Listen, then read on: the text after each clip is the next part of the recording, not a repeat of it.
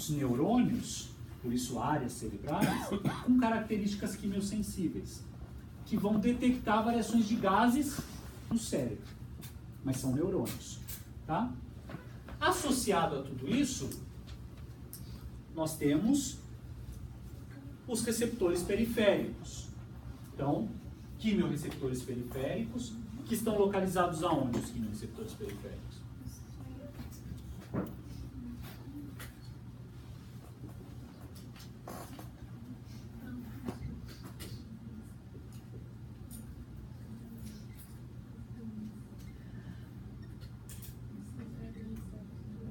Os quimiorreceptores periféricos estão localizados aonde? Na curvatura da aorta, não é? Quimiorreceptores aórticos. E na bifurcação da carótida, os quimiorreceptores carotídeos, não era?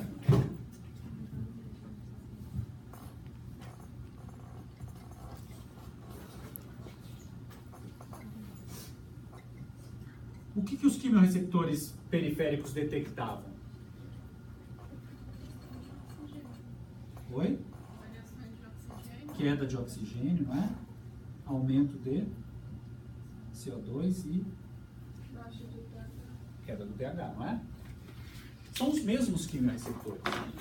As mesmas células, detectam as mesmas informações. Bom, mas vamos começar a ver como funcionariam essas áreas respiratórias, tá? Então vejam, nós temos um padrão respiratório que envolve a inspiração, uma fase que eu vou comentar com vocês chamada de primeira fase da expiração, ou expiração passiva, e uma última fase chamada de expiração ativa, tá? Ou uma segunda fase, ou chamada de expiração ativa, que só ocorrem quando precisamos recrutar músculos estriados esqueléticos que estão envolvidos na compressão da caixa torácica. Esses músculos seriam os músculos abdominais. Reto, oblíquo e transverso do abdômen. Tá? Então vejam, quando vocês fazem uma atividade física, vocês sentem a musculatura abdominal sendo contraída. Por quê? Porque vocês forçaram a inspiração e, consequentemente, vocês devem, portanto, forçar a expiração para eliminar esse excesso de ar.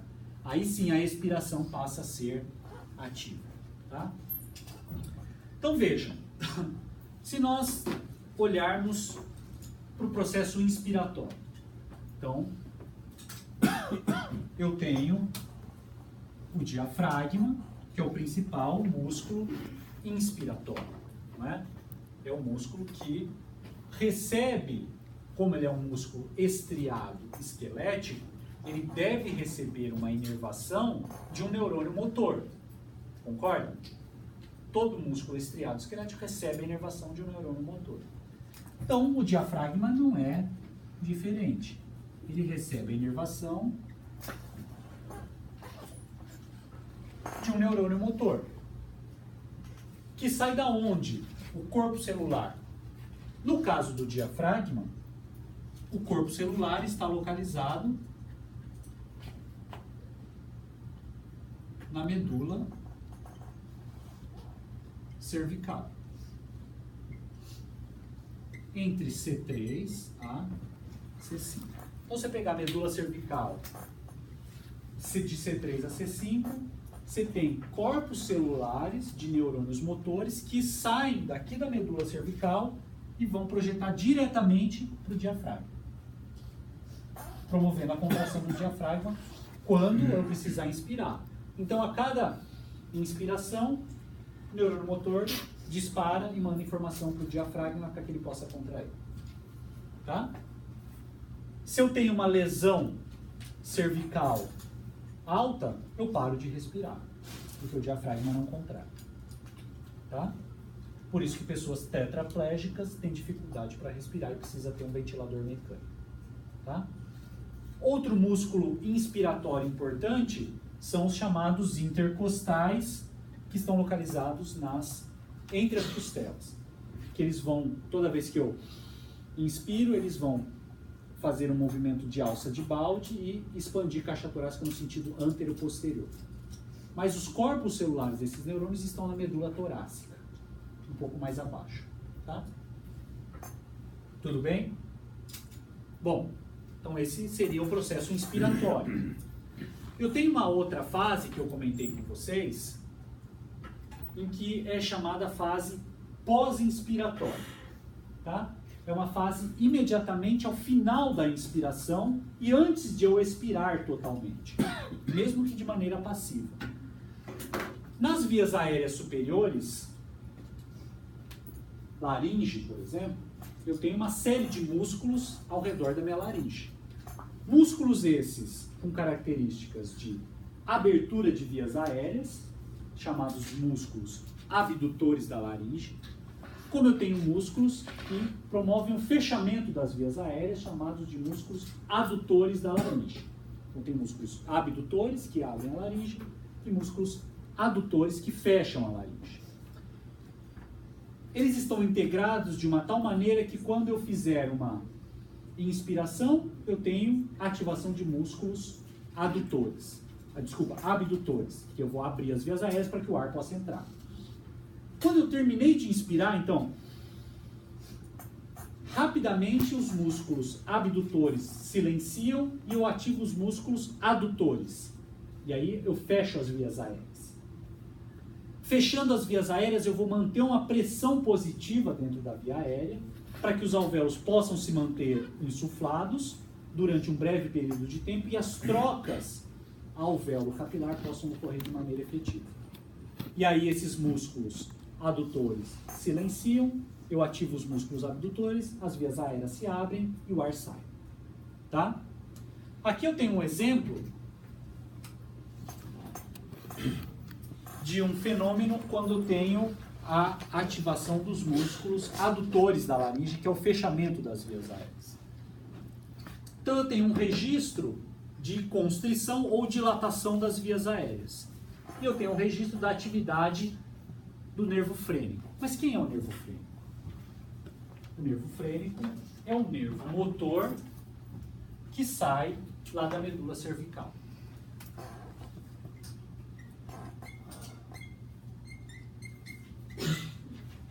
Certo?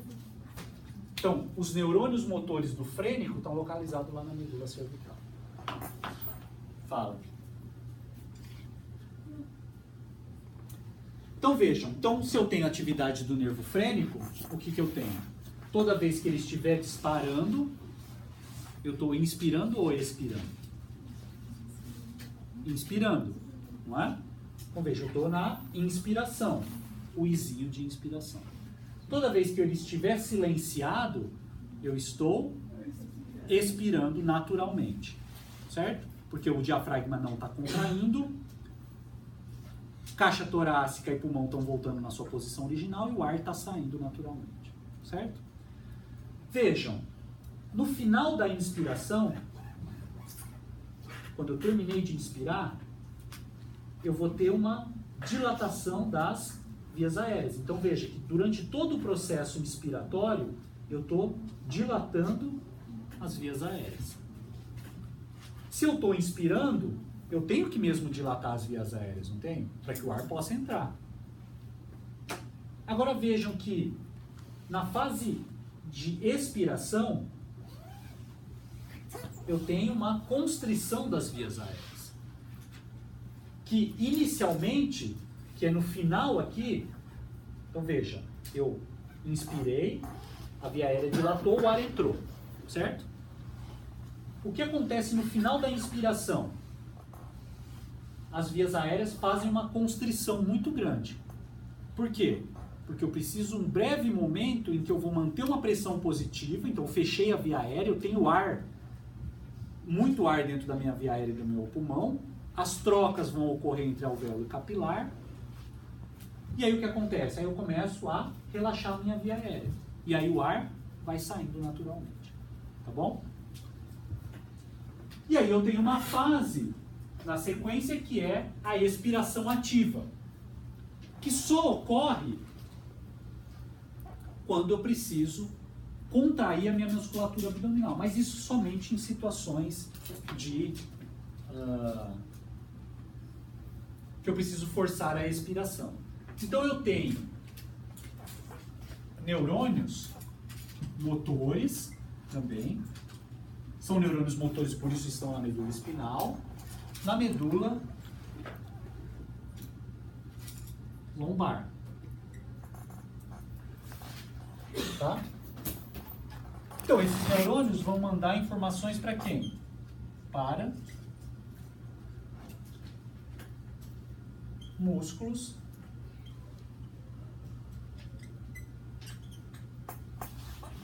abdominais, que só vão ser recrutados quando eu tiver uma expiração ativa.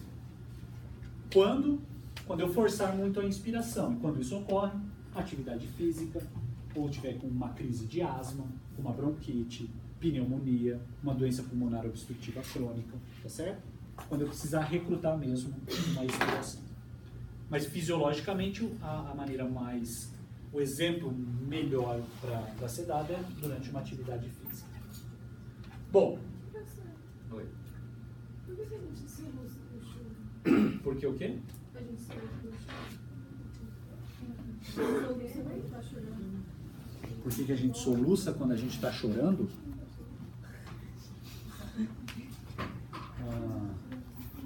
Porque, na verdade, quando você está chorando, você desregula todo o funcionamento adequado da sua respiração, vamos dizer, normal. Então, se você é preciso expirar e você quer inspirar mais porque você está desesperado. Por isso você soluça. Então, seriam contrações involuntárias aí no diafragma. E o riso? Hã? Riso? O que tem a ver com risada? Gargalhada, por exemplo, na verdade você faz uma parada respiratória quando você está rindo, né, mãe?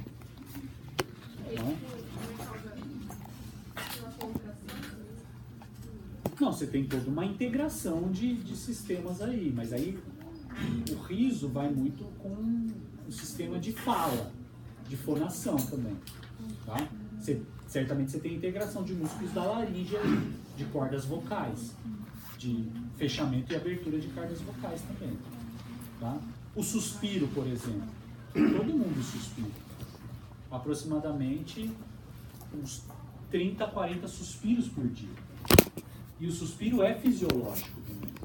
Todo mundo suspira ou faz um bocejo, mas igual ela está fazendo agora, para evitar áreas de atelectasia no pulmão.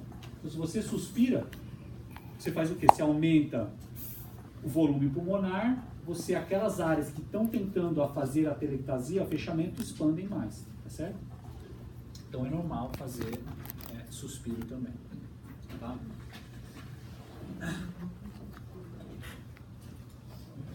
Bom, então vejamos o que discutimos até agora. Então aqui eu vou mostrar para vocês um registro, tá, da atividade